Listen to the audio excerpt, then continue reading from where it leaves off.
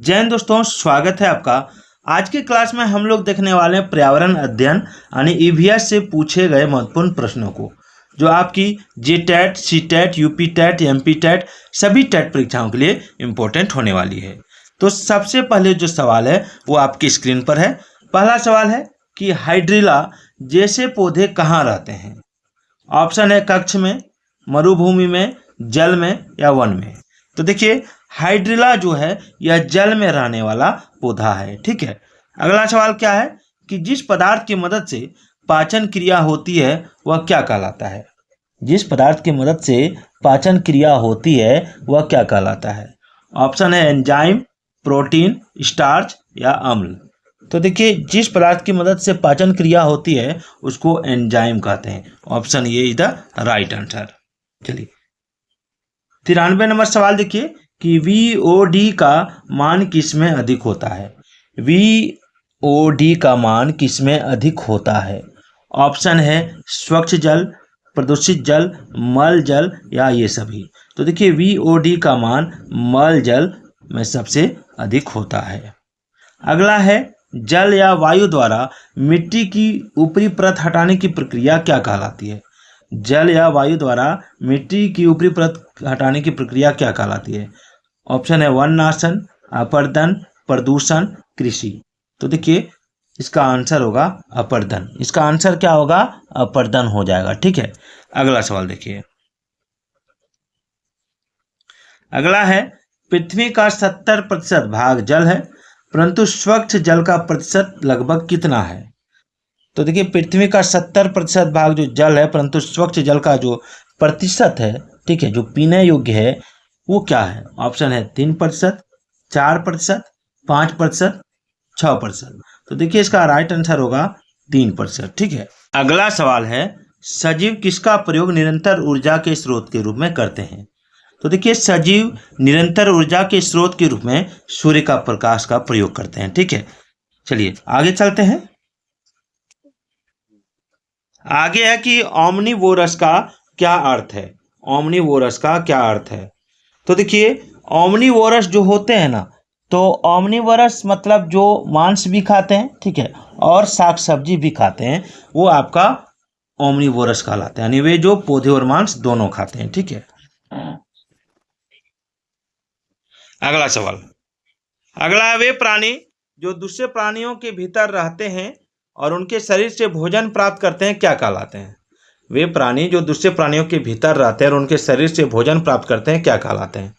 तो देखिए, इस तरह के प्राणी को पैरासाइट कहा जाता है। पैरासाइट। ठीक है। चलिए अगला है पौधे द्वारा बनाए गए भोजन को कहा जाता है। पौधे द्वारा बनाए गए भोजन को क्या कहा जाता है। तो देखिए, पौधे जो भोजन बनाते हैं उसको स्टार्च कहते हैं। ठीक है। चलिए, भूमि और जल दोनों में रहने वाली प्राणी क्या कहलाते हैं। भूमि और जल दोनों में रहने वाली प्राणी क्या कहलाते हैं। तो देखिए, दोनों में अगर कोई प्राणी रह रहा है तो उसको उभयचर कहते हैं। अगर जमीन पर केवल रह रहा है तो उसको स्थलचर कहते हैं। ठीक है।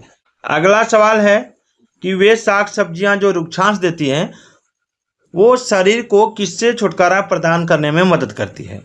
तो देखिए, इसमें ऑप्शन है नहीं पचे हुए भोजन, पचे हुए भोजन, शर्करा स्तर, रक्तचाप। तो देखिए, रुक्षांश जो है, जो भोजन नहीं पचता है, ठीक है, और यानी अपचित भोजन को हमारे पेट से बाहर करने में मदद करती है। ठीक है। अगला है कि एक जीव जो मिट्टी में बिल बनाता है ताकि मिट्टी द्वारा वायु और जल अवशोषित किए जा सके और वह उर्वरक बन सके क्या कहलाता है। तो देखिए, इसका राइट आंसर एकदम ईजी है। इसको किसानों का मित्र भी कहा जाता है। तो आप कमेंट कीजिए क्या आंसर है। तो इसका आंसर है ऑप्शन डी, केंचुआ। ठीक है। चलिए अगला सवाल कि एक स्थान के वायु, नमी और तापक्रम जैसे अजैव कारक किसका निर्धारण करते हैं। ऑप्शन है खाद्य श्रृंखला, मौसम, प्राणी या इनमें से कोई नहीं। तो देखिए, इसका राइट आंसर होगा मौसम। ठीक है। देखिए, प्रमुख ऊर्जा उत्पादन करने वाले खाद्य कौन से हैं। प्रमुख ऊर्जा उत्पादन करने वाले खाद्य हैं कार्बोहाइड्रेट और वसा। ठीक है। चलिए, प्रत्येक पारिस्थितिकी तंत्र में सभी प्रजातियां किससे जुड़ी होती हैं। तो देखिए, जितने भी प्रजातियां होती हैं पारिस्थितिकी तंत्र में जुड़ी होती हैं वे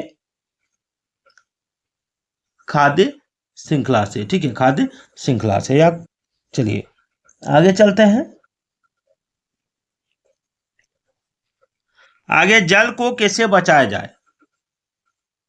इस संबंध में शिक्षा के लिए निम्नलिखित में से किसका एक शिक्षण साधन के रूप में प्रयोग किया जा सकता है। जल को कैसे बचाया जाए, इस संबंध में शिक्षा के लिए निम्नलिखित में से किसका एक शिक्षण साधन के रूप में प्रयोग किया जा सकता है। तो देखिए इसका राइट आंसर होगा क्रियाकलाप शीट होगा यहाँ पे, ठीक है। चलिए अगला है कि निरंतर और व्यापक मूल्यांकन के अंतर्गत शैक्षिक और सहशैक्षिक संगठक शामिल हैं।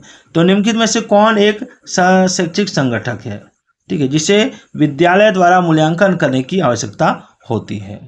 तो देखिए इसका राइट आंसर होगा ऑप्शन डी, सामाजिक दक्षता, ठीक है।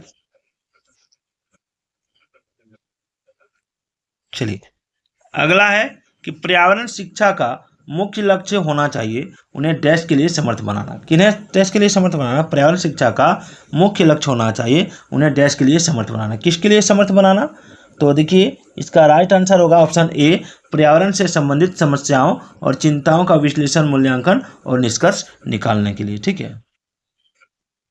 चलिए पर्यावरण शिक्षा महत्वपूर्ण है क्योंकि यह पृथ्वी के भविष्य के परिरक्षकों को डैश के साथ सज्जित करता है। तो इसमें क्या आंसर होगा, तो देखिए इसमें आंसर हो जाएगा ऑप्शन सी, संपूर्ण पर्यावरण का अपेक्षित ज्ञान, इसकी समस्याएं और सकारात्मक और सततशील तरीके द्वारा इन्हें समाधान करने का कौशल, ठीक है।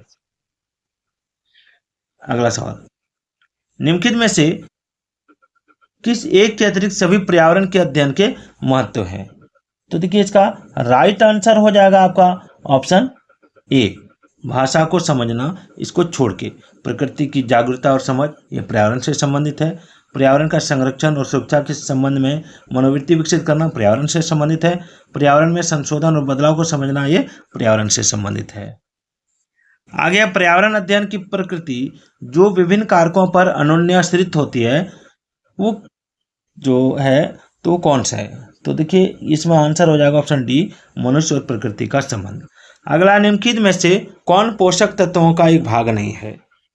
तो खनिज है, प्रोटीन है, विटामिन है, लेकिन कास्टिक सोडा ये पोषक तत्वों का भाग नहीं है, ठीक है।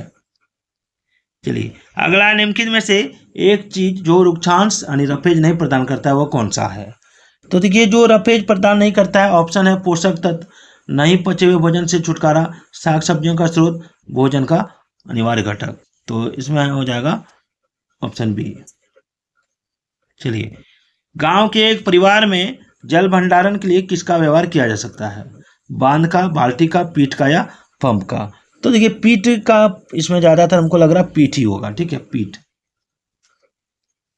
चलिए, किसमें स्वच्छ जल नहीं होता है, स्वच्छ जल किसमें नहीं होता है, वर्षा, कुआं, हेमशल या समुद्र।